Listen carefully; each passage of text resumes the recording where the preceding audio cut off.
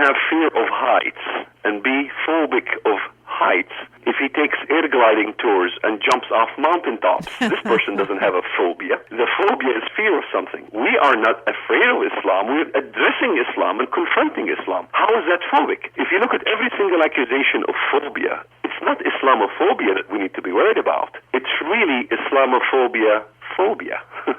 That's the phobia. It's the Muslims with the phobia of critiquing Islam. Christians have no phobia about being critiqued. We have no problem. We invite anyone to critique the Bible. In fact, the Bible encourages people to critique it. Come, let us reason together, says the Lord. Reasoning together means critique. Doesn't mean no critique. So it is not racism to critique a religion. It's becoming racism only when we critique Islam. If we allow this to happen, then we will lose basically everything that our forefathers died for, and that constitutes our freedom and the Constitution that allots us and gives us the rights to critique a system. Yes. However, Islam in itself is not a religion. And Geert Wilders is not interested in critiquing a religion. He's interested in critiquing a system, a government system, and an ideology. There is no scholar on the face of the earth that will deny that Islam is not simply a religion, but it's also an ideological movement with a Sharia constitution. Yes, it's a government system. And who can deny what happened at Fort Hood? Political correctness of what you just described, I believe, was at play that allowed this to happen by not vetting this fellow that shot all of our people, did the act of terror at Fort Hood. In fact, in Fort Hood, Luay Safi from the Islamic Society of North America was invited to speak at Fort Hood to give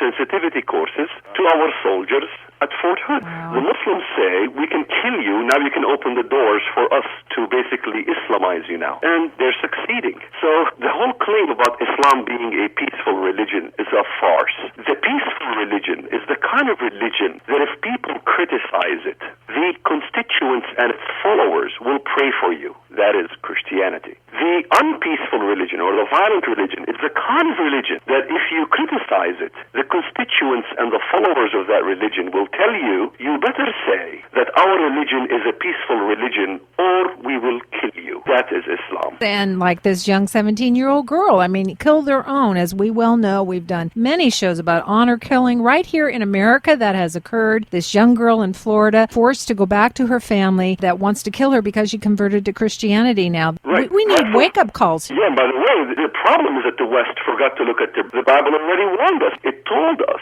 that the ones who will come to kill you will be thinking they are doing God a service. In Psalm 81, verse 15, it states that the haters of the Lord would pretend submission to him. It's talking about these nations that comes against Israel, the Ishmaelites, the Hajarites, Assyria, all Muslim nations coming against Israel. It says these people hate God, but in their mind they think that they love God and they submit to God. Islam means submission. So the Bible amazingly foretold these things that we're going through right now. This is the part of the Bible that modern Western scholars are avoiding like a plague and not mentioning and not talking about it. You know, the Bible has so much information for us about this threat that we are facing. It's not that the Bible and God forgot to tell us.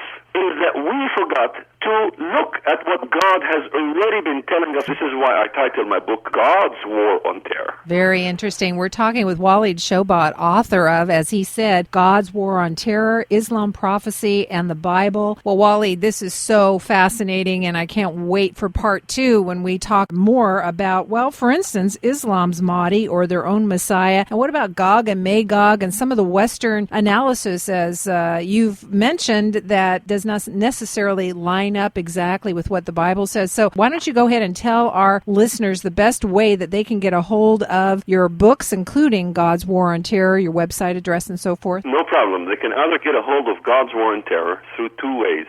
Or 3 ways. If I'm a bad salesman, I'll say they can go to Amazon and get it cheaper.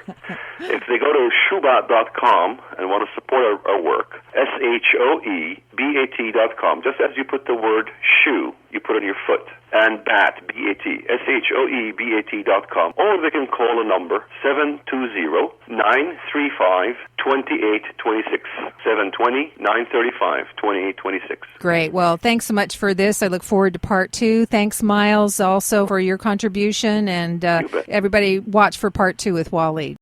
It's time for The Legal Edge, a look at your rights as a Christian, a parent, and a citizen.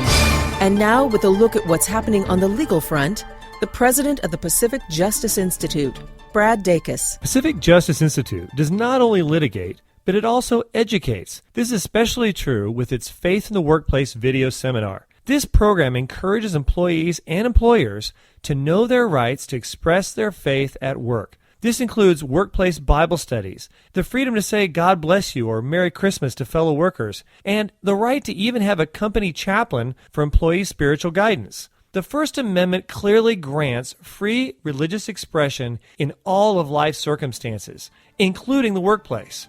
Well, Pacific Justice encourages you to exercise yours. I'm Brad Dacus. To find out more about The Legal Edge, call 916-857-6900 or log on at pacificjustice.org.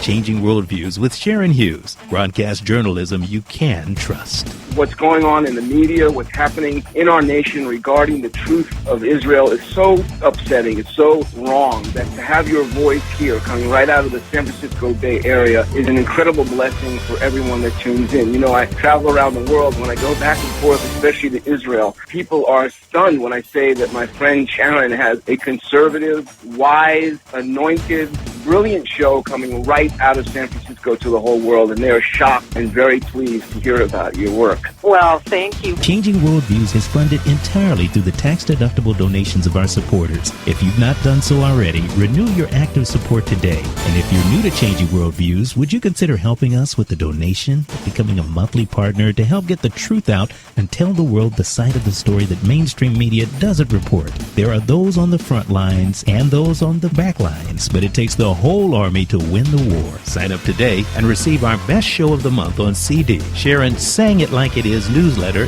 and more. Thank you so much ahead of time for supporting our efforts. Well, thanks so much for continuing with us, ladies and gentlemen. And we're going to just close out the show today with some audio clips that are relative to this show. The goal of the jihadists, whether they will admit it or not, is to Islamicize America.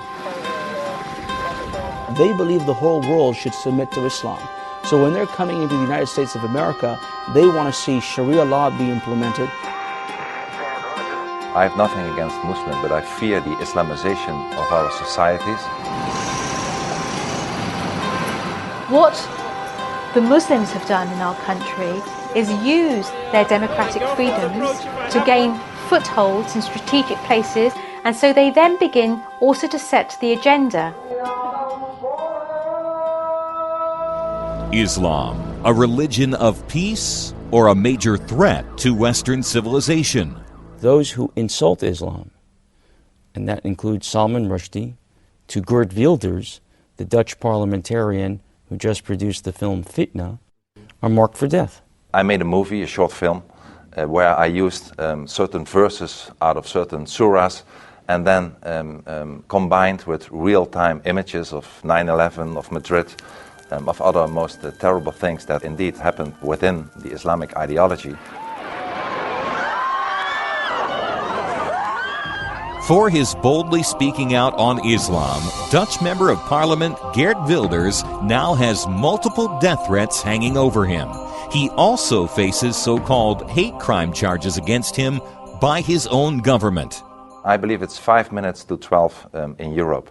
There is an enormous Islamization through mass immigration, through demography, and the so-called leaders we have in Europe are looking in the other direction. Islam is not there to assimilate. Islam does not want to integrate. Islam, at the end of the day, wants to dominate and has no respect for anything else than Islam. I think Western nations in Europe don't know how to handle the Muslim problem. I think it's a problem that they are just not equipped to handle. I just don't think that they have got the backbone to handle it properly. Of course, there are many peaceful Muslims, and some would point to existence of moderate Islam as evidence that Muslim theology does not present an inherent danger. But is that true? Radical Islam, I actually wonder if it's a misnomer. You talk to a moderate, and a moderate will tell you this. A moderate is a very small step away from radicalization. So I don't know. We use it as radical because it is politically correct. The question is the moderate, by his own admission, far away from becoming radical? A common question today is Islam a religion of peace?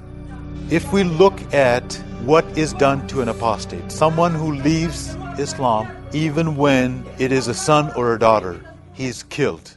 Can Islam be a religion of peace?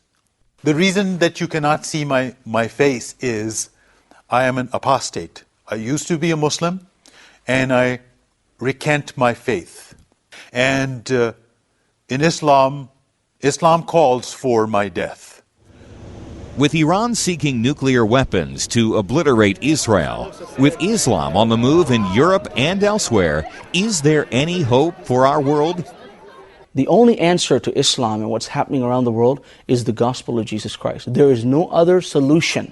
Many Muslims, or a number of Muslims, in Syria, in Jordan, in Iran, and many other Muslim countries in the Far East, have followed Christ, and many want to. But many of them are kind of seeker believers, and many are hesitant. Why? Because they see this punishment or this capital punishment of apostasy in Islam. Radical Islam on the march. A Christian response to modern-day jihad. Well, that's it, ladies and gentlemen. I encourage you to tune in every Monday, Wednesday, Friday, and Saturday on KDIA AM 1640 at 4:30 p.m. and every Tuesday, Thursday, and Sundays for our 1-hour live stream show, which you can access by going to changingworldviews.com, listen online, or by telephone at 424-222-5360, or online, changingworldviews.com. Click on the Blog Talk Radio link, and that'll take you to our online stream show. And there's also archives there as well. So until I see you tomorrow, this is Sharon Hughes saying it like it is. Thanks for listening to Changing Worldviews with Sharon Hughes. You can get more information on today's topic or order a CD of today's show by visiting changingworldviews.com or writing us at Changing Worldviews, P.O. Box 750624, Petaluma, California, 94975-0624. You can also contact us at talk@changingworldviews.com. That's talk@changingworldviews.com. Our program is listener-supported, and we appreciate your tax-deductible donations to help us get the truth out on the important issues Sharon addresses on the show. So until next time, remember, stay alert, stay informed. We live in a changing world.